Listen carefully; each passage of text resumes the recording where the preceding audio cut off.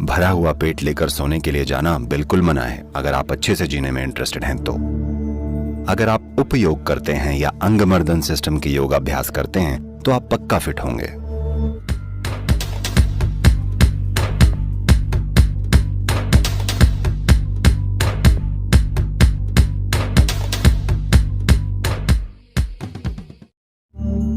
अब खाने की बात है तो भारत में कुछ हद तक ये समझ रही है, जो कि कुछ हद तक आज भी है, लेकिन दुर्भाग्य से हमारी मॉडर्न स्कूली पढ़ाई इसको पूरी तरह मिटाते जा रही है। पर इस बारे में एक संपूर्ण ज्ञान है कि दिन के किस समय पर क्या खाना सिस्टम के लिए सबसे बढ़िया है, किस मौसम में, कौन से मौसम में कौन सी चीज आपके सिस्टम में आसानी से पच जाएगी। इस तरह से विस्तार में एक पूरा का पूरा सांस्कृतिक पहलू है। बिना जरूरी संवेदनशीलता के खाना खाना, आप में न तो खाने को लेकर न ही समय को लेकर कोई संवेदनशीलता है। आप बस जो सामने आता है खा लेते हैं। आपको ऐसा करने की बहुत बड़ी कीमत चुकानी पड़ेगी, इसमें कोई संदेह ही नहीं है। और सबसे बड़ी बात, ये सिर्फ बीमार पड़ने की बात नहीं है। आपने अपनी जीवन शक्ति खो दी, अपनी संवेदनशीलता खोल दी। ये बहुत बड़ा नुकसान है, ये टुकड़ों में मौत जैसा है। अब अगर आप चीजों को पहले जैसी संवेदनशीलता के साथ महसूस नहीं कर पा रहे हैं, अनुभव नहीं कर पा रहे हैं जैसा बचपन में या थोड़ा बड़ा होकर करते थे, इसका मतलब आप आधे मर चुके हैं। तो ऐसे आपकी किश्तों में मौत होगी अगर आप गलत तरीके का खाना खाएंगे।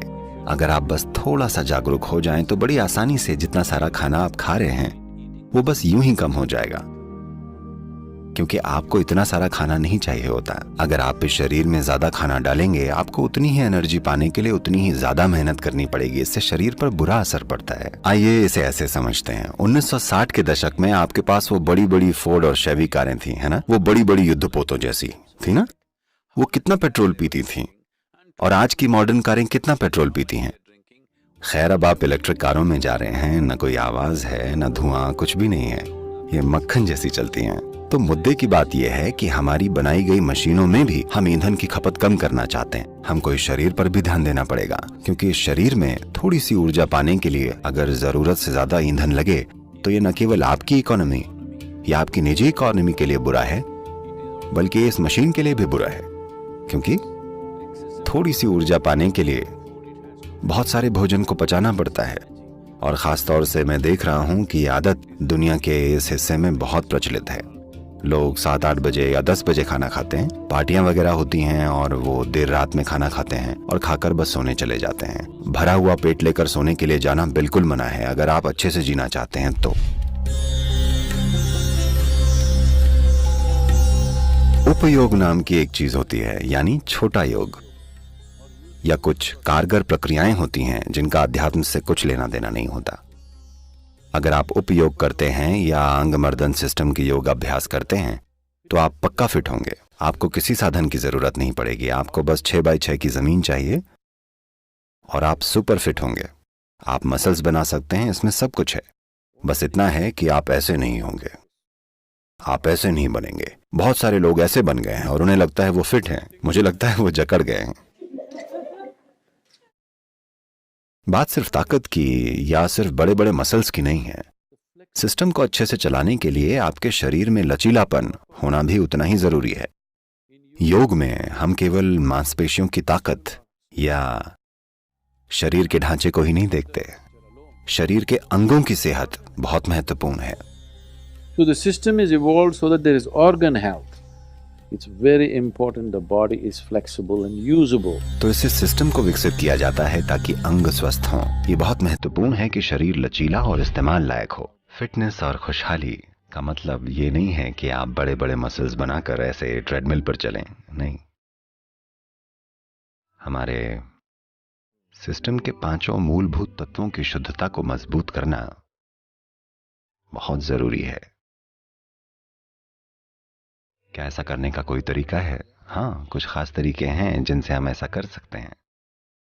फिलहाल एक आसान तरीका है, मिट्टी और पानी और पौधों के साथ रहकर काम कीजिए और खुले में रहिए। इतने से ही कुछ होने लगेगा।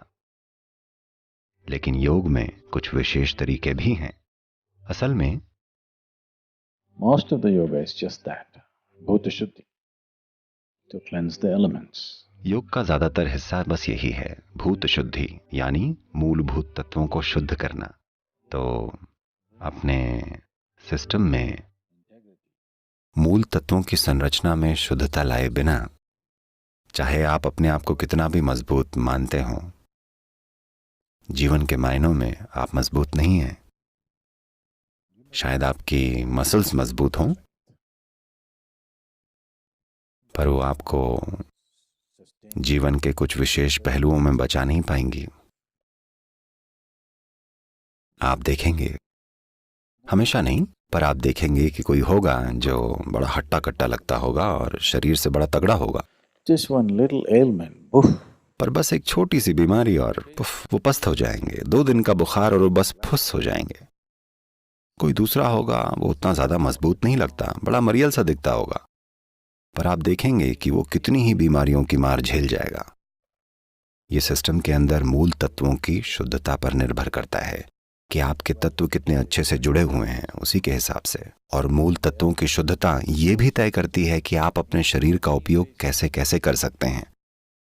अगर आप में मूल तत्वों की शुद्धता नहीं है और अगर आपने अपने शरीर का इस्तेमाल कुछ सीमाओं से परे किया, सीमाओं से मेरा मतलब भौतिक सीमाओं से नहीं है, अगर आपने अपने शरीर का उपयोग दूसरी तरह से किया, शारीरिक होने के अलावा, ये बस चकनाचूर हो जाएगा।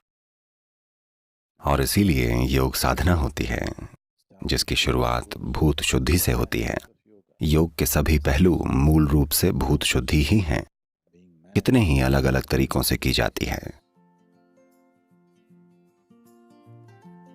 क्या कुछ ऐसा विशेष है जो अभी हम योग के मार्गदर्शन के बिना कर सकते हैं? एक सरल तरीका है, बगीचे में काम कीजिए। दिन में कम से कम 1 या 2 घंटे टहलिए। विशेष रूप से रात का खाना खाने जाने से पहले या दोपहर के खाने से पहले, खासकर उससे पहले कम से कम आधे घंटे बिना जूते पहने चलिए।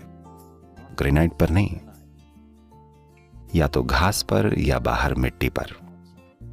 आप देखेंगे कि अगर शरीर पृथ्वी के संपर्क में होगा तो आप जो खाना खाते हैं उसे शरीर बिल्कुल अलग तरीके से पचाएगा।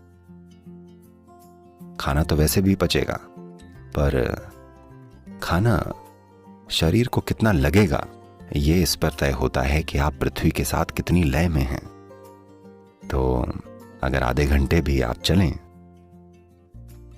बिना जूते या चप्पलों के और शरीर मिट्टी से जुड़ा रहे, तो आप देखेंगे कि तत्व अभी जैसे काम कर रहे हैं उससे थोड़ी ज्यादा अखंडता के साथ काम करेंगे। तो कुछ समय तक बाहर समय बिताना, सूरज के साथ होना, हवा के साथ होना, बारिश के साथ होना, धरती के साथ होना बहुत महत्वपूर्ण है, क्योंकि आप वही तो हैं। आप इन्हीं तत्वों से पैदा हुए हैं, आप इन्हीं से तो वजूद में आए हैं।